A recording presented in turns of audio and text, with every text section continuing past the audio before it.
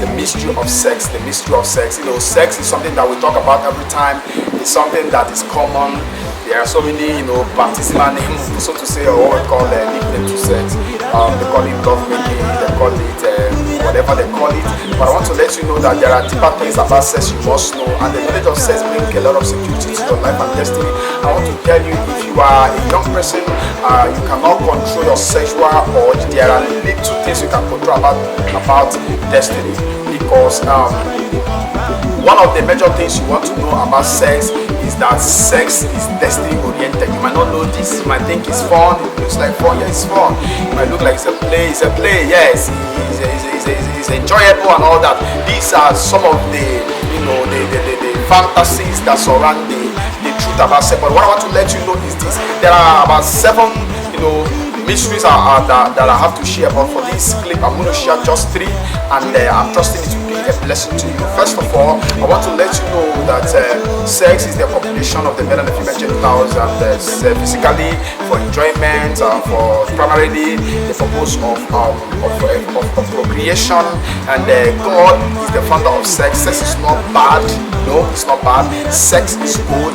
It's created by God, because God said everything He created was good, and He created sex as a provision for procreation, for provision for recreation or procreation. God made it as a system to be sacred and to be hallowed. The Bible said that marriage is what? Honorable, made undefiled, adulterers and whoremongers God will judge. Now, because of our time, I'm going to go straight to the 3 mysteries I want to share about sex. One is that sex is knowledge. Sex is knowledge. If you read the book of Genesis chapter 4 verse 1, the Bible said that Adam knew Eve his wife, and she conceived and begat Cain. Adam knew Eve. Adam knew Eve. What is he trying to say? That sex is knowledge. So the first word that God used to describe as sex in the Bible is knowledge. And I want to let you know that whenever you open yourself to someone sexually, you are giving that self free knowledge, deep knowledge, what we call sensual knowledge. You are giving that person what we call a biological knowledge of yourself, a spiritual knowledge of yourself, an ethical knowledge of yourself. So whenever you are engaging from one person to another, just know that what you are doing is that you are allowing those people to know you to your finite, your most smallest iota. They know you. It's a knowledge. So the Bible uses knowledge to define sex. So the first definition of sex in the scripture is that sex is what? Knowledge, according to scripture. Number 2, we say that sex is blood covenant. Sex is blood covenant. What do we mean by that? That sex is blood covenant. Wherever you meet with a woman, or a woman meets with a man, there is an exchange that happens, and because of the formation that the way God created it, the woman becomes the receiver and the man is the giver. And at the time when a man gives in sex and the woman receives in sex, there's an exchange, and that exchange brings us to a covenant line, and that covenant line is what establishes a bond you don't know. Like we read before, said, knew her and she conceived. So whenever sex is in place, conception is in place. Put that to your heart. Whenever sex is in place, conception is in place. It's not a function of carrying a child in the womb. It's a function of the bond that has been created. That bond that has been created is a covenant. It's a covenant. I want to let you know also that every blood component is not red. So it's not because I did not pour a red fluid, that means there is nothing like blood there. We have white blood cells. We have a lot of fluids in our body, and these are the congregation that make up the blood form. So it must not be red for it to be blood. As you are making exchange, remember that when you sleep with a woman, you are exchanging life. You are putting in seed, and when you are releasing seed, you are releasing destinies. You are releasing more than 2 million destinies. That is a destiny interchange, and it's a blood covenant, and that blood covenant is what generates a living being.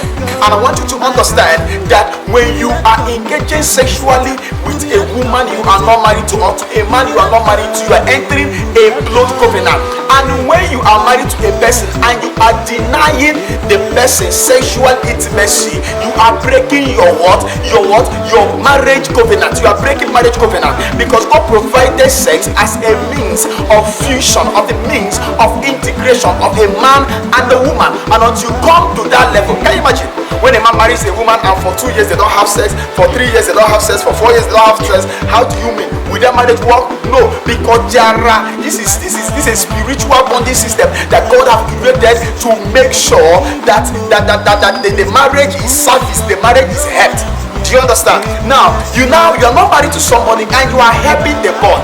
Okay, I told you that sex is a bond helping system created by God, and you are not married to a person, but you are engaging in the bonding. So engaging sexually with a person is bonding with a person that you are not married to. So physically single or spiritually married. Jesus met a woman at the Samaritan woman at Jacob's well, and he asked her, "Oh, can you go and bring your husband?" The woman said, "Sir, I don't have a husband." Yes, she was right. Physically not married, but Jesus said you have had 5 already. What does it mean? Jesus means you have been with 5 men differently. You slept with them. So spiritually, the parameter to measure marriage is sex, but physically, the parameter to measure marriage is ceremony of payment of dowry and making vows and going to court and taking oath of marriage. Oath of marriage is not it's not the real integration. The real integration of marriage comes in sexuality, because that is the exchange of blood and body and soul is meant to be together. Number 3, I want to say that sex, the top mystery I want to talk about is that sex is soul integration. Sex is soul integration. If you read the book of Genesis chapter 2 verse 24, the Bible says, "So shall a man leave the father and mother, be joined to the wife, and the two shall become one flesh." The two shall become one flesh. Can I bring you this understanding? If you look at that scripture, it looks as if it's not possible. How will you be that the man and the woman will now join? When they join, that join is a sexual join. When they join together to become a husband and a wife, they become one flesh. Can I tell you? That's why the Bible says, how can a man be joined? Why can you take your body, be joined with the harlots? He said, he that joins with the harlot is one what? One spirit with the harlot. He that joins with the Lord is one. So when you join, there is an intimacy applied. There is a fellowship applied. There is an integration that happens that might not be physical. But like I said before, that every time sexuality is in place, pure sexuality is in place, there is exchange, there is fusion, there is covenant, there is attachment. That is beyond what you can see. Now let's take this example. A man sleeps with a woman and the woman conceives. After 9 months, the woman puts to bed and gives birth to a bouncing baby boy. Can you explain to me what happened? The baby is 1 from 2. So the 2 have become one flesh. Do you understand what we are saying? The 2 have become what? One flesh. So the baby has one body, one spirit, one soul. So can you explain to me, is it the spirit of the man or the spirit of the woman, or the body of the man or the body of the woman, or the soul of the man or the soul of the woman? No, but there was an integration that happened by both biological and spiritual interrelationship. If you study biology very well, there are so many degrees of cellular division that happen as a woman conceives. The fetus begin to divide through the mitotic and meiotic divisions, and this will bring integration between the the gene of the man and that of the woman, and they are coming together forming integration. These are biological possibilities. Have you asked yourself, how did the soul become one? How did the spirit become one? But you can explain how the body became one. So biological science have told us how the body integrated, so the baby can share the color of the father, the height of the mother, the nose of the father, the eye of the mother, the height of the father, maybe the color of the mother, and all that. So there's integration in different differentiation and diversification happening because of sexuality. That thing is a product of sexuality. So how you know the process of a thing is the product of a thing. The product of sexuality is in the child that is born, and that child has one soul, one spirit, and one body. And that is why we are saying that if you are not married to a woman, you are not supposed to meet her sexually, because you are creating a system. You are creating a system that will become an integrated aggravating factor that is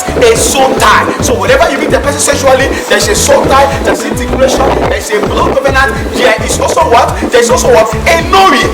I think this three is what we're going to take today. The next time we'll come, we'll take all that deep knowledge, deep mysteries on sexuality. But I want to let you know, sir, the Bible said that he said what?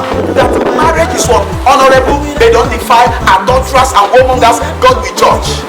If you enter into sexual relationship with a man as a woman without marriage in place, you have adulterated your purity. It's not a function of virginity or not.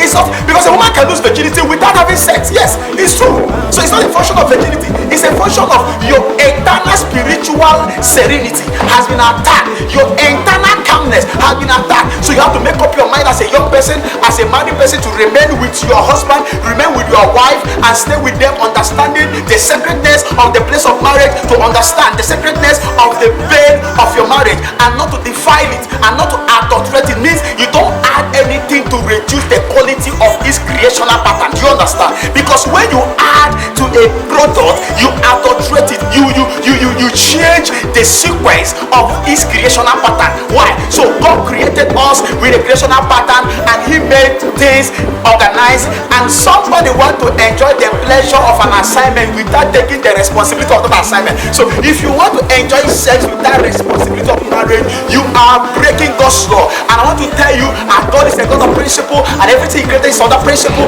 And when you mismanage the principles of God, you take the consequences of breaking principles, because the ignorance of the law is not an excuse, and the negligence of the law will always attract the wrath of the law. So I want to let you know that God is speaking to you this day to change your conception about sexuality. Sexuality is not fun to say, it's not love making, it is integration and covenant.